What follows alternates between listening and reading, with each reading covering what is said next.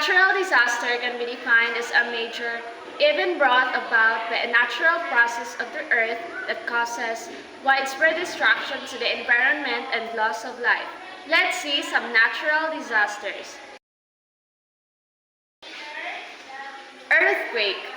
An earthquake is the surging movement of the Earth's tectonic plates resulting in the shaking of ground. This shaking can be result in the damage of various structures such as buildings and further breakdown of the Earth's surface.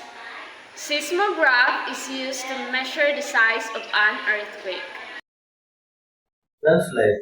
Landslide is moving through large mass of earth or rock sliding from higher elevation to lower elevation.